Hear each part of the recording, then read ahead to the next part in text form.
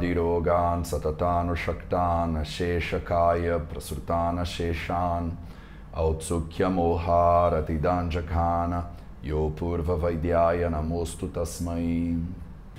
Bonjour à tous, je suis Rita de la chaîne Ayurnatur et aujourd'hui en collaboration avec le Vaidya Mateusz Macedo de la chaîne Vie de Veda, on va continuer la lecture et interprétation de l'Ashtanga Hridayam aujourd'hui avec la deuxième moitié du shloka numéro 14 et la première moitié du shloka numéro 15.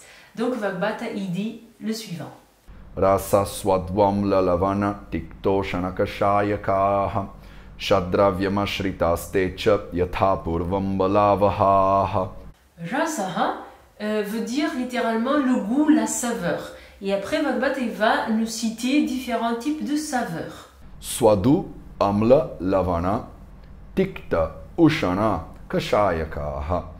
Swadu peut être traduit par le goût sucré au doux. En fait, c'est peut-être mieux doux parce que sucré, des fois, on confond avec le sucre rapide. C'est pas du tout ça. C'est le goût doux, ok. Même une pomme de terre va avoir ce goût, le riz va avoir ce goût, ok. Vous voyez un petit peu le goût duquel on parle ici.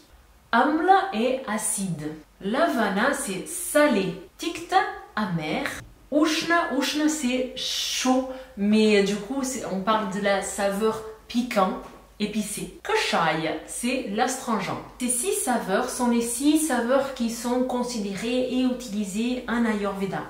Rasa signifie, on peut traduire par goût aux saveurs, et ça correspond à quoi exactement? Ça correspond à l'expérience, à ce que on ressent à chaque fois qu'on met quelque chose dans la bouche. Donc la langue, c'est l'organe fondamental qui va nous aider à déterminer quel est le rasa qui est prédominant dans un aliment ou dans une autre chose. Dans le concept de rasa pour l'Ayurveda, on ne peut pas ressentir un goût, on ne peut pas ressentir rasa à travers une autre partie du corps. C'est vraiment à travers de la bouche, en particulier à travers de la langue, qu'on peut déterminer rasa et qu'on peut déterminer lequel des 6 rasa on est en train de parler. Et tout ce qui existe sur Terre a un goût, a un rasa, ok, selon l'Ayurveda. Même les métals, par exemple, sont classifiés en Ayurveda selon les 6 rasas. Par exemple, l'or, quand on le met dans la bouche, il va avoir un goût qui est doux. Donc, il est classifié en Ayurveda comme swadu. Okay?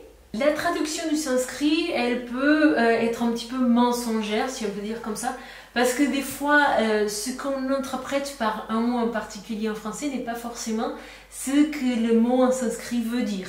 Donc, le mot swadu, que je vous disais, ça peut être sucré ou doux, il veut dire littéralement quelque chose qui donne du plaisir, ok, par exemple. Et quand on parle de la saveur piquante, donc il y a un autre mot qu'on peut utiliser qui est le mot katu. C'est pas ce qui est écrit là dans ce shloka en particulier, mais on peut traduire, des fois dans certains ouvrages, on va retrouver le mot katu, qui est un mot en sanskrit, qui veut dire littéralement ce qui ne donne pas du plaisir. Ok, donc là on parle du piquant, de la saveur piquante, donc qui ne donne pas le plaisir. Donc vous voyez que il y a plusieurs traductions possibles, mais du coup ça peut ne pas être exactement l'idée qu'on a. Ok, voilà, c'est juste pour vous donner une idée. Restez avec votre mental ouverte, avec les observations ouvertes, parce que c'est pas forcément. N'essayez pas de fixer une information comme ça. Lavana, c'est bien le goût salé, et après on a amla. Amla, donc là on a traduit par acide, mais c'est vrai qu'une traduction un peu plus proche, ça pourrait être aigre. C'est une sensation qu'on a quand on a, par exemple, quand on rentre en contact avec un citron. Donc il y a ce côté aigre, mais côté acide, voilà. Donc on va trouver les différentes traductions selon les ouvrages qu'on va lire. Et on a kashaya qu'on traduit par astringent. Donc astringent, c'est dans notre conception, donc dans notre vision des choses en Occident, ce côté astringent, souvent il va avec le côté amla aussi. Astringent, ça va être plus un goût, une sensation de sécheresse dans la bouche. Donc comme on a avec du vin par exemple, comme on peut avoir avec certains fruits qui sont verts encore. Donc on a une sensation de sécheresse, c'est presque plus qu'un goût, c'est une sensation dans la bouche, vous voyez. Ces 6 goûts, ils sont importants en Ayurveda, pourquoi? Parce que selon l'Ayurveda, chacun de ces goûts, ils vont avoir un effet qui est très différent dans notre organisme et des fonctions différentes aussi. Et tout ça, c'est ce qu'on va voir dans le shloka qui vient juste après, ok? Shadravyamashrita. TCE, on a déjà vu dans des shlokas précédents. Donc, il parle de E, des saveurs. Donc, E, ces saveurs sont 6. Shad, ça veut dire 6. Dravyam ashrita. Donc, ces 6 saveurs, ils vivent dans les dravya, dans les substances. Donc, à chaque fois qu'on met une substance dans la bouche, on va savoir quels sont les goûts, les jazas qui prédominent dans cette substance-là qu'on vient de mettre dans la bouche.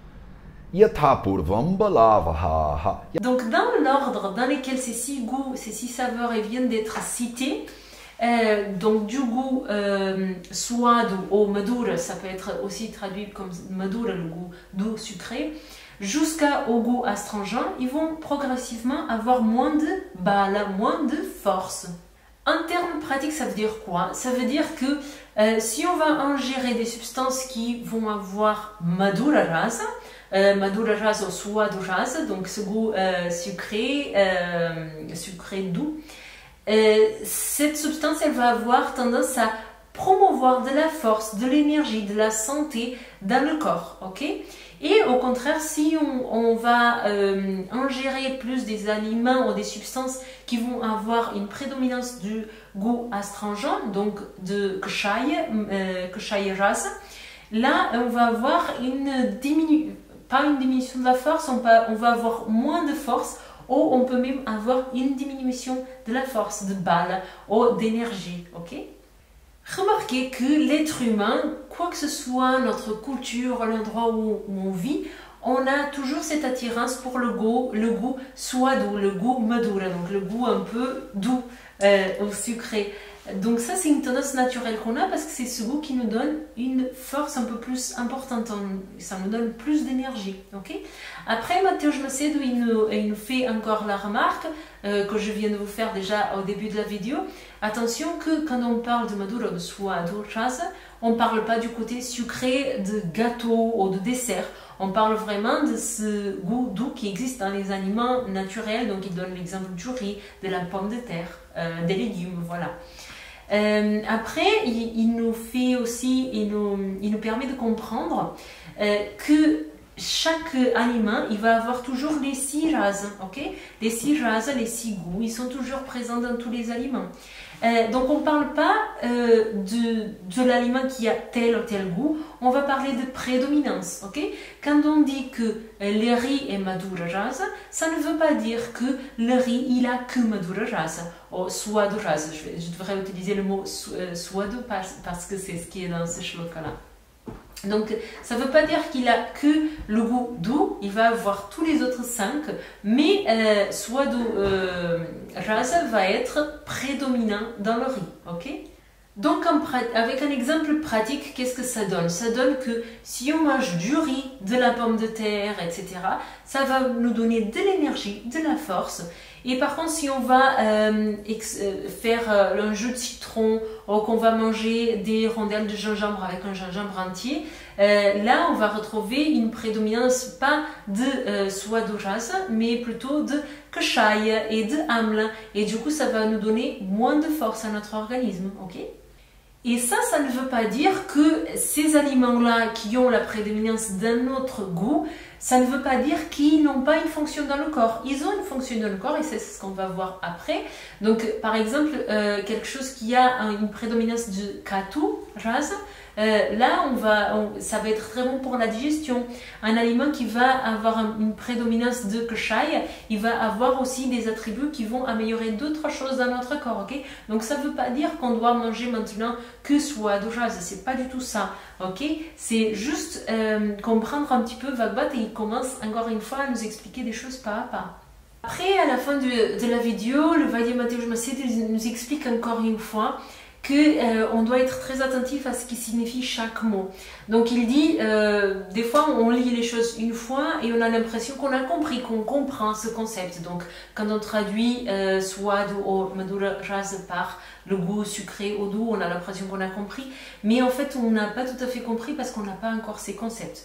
Donc ce qu'il explique, c'est que si vous cherchez à améliorer juste votre santé avec l'Ayurveda, vous n'avez pas besoin de savoir le sanskrit et tout ça. Vous allez pouvoir, avec l'aide d'un thérapeute, avec déjà ces vidéos, ça peut vous aider un petit peu. Vous n'avez pas besoin de savoir le sanskrit. Mais par contre, si vous voulez devenir un médecin ayurvédique, c'est-à-dire vraiment reconnu en Inde, ça ne sera jamais reconnu en France, encore une fois, mais si vous voulez faire les études de médecine ayurvédique en Inde, vous êtes obligé, selon Matej Macedo, de comprendre le sanskrit, de connaître bien le sanskrit, parce que c'est uniquement de cette façon que vous allez comprendre exactement ce que veut dire chaque mot.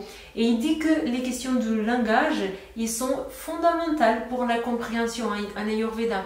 Si on reste à côté dans un mot et qu'on a une compréhension à peu près pareille mais qui n'est pas exactement la même, là on a déjà raté quelque chose d'important. Okay? Donc Matej Macedo, il emphasis vraiment ça dans cette vidéo. C'est que si un jour vous voulez être un médecin ayurvédique en Inde, vous êtes obligé de passer par les études en sanskrit.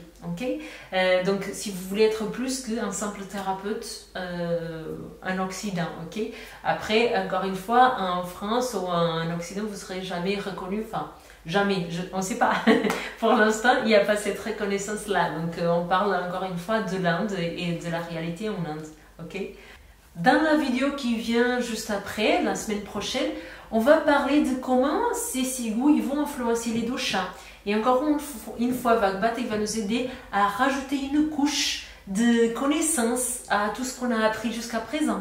Puis dans les chapitres 6, 7, 8, 9, on va savoir encore plus sur les goûts, sur les saveurs. Sur le chapitre 11, 12, on va savoir plus sur les dates.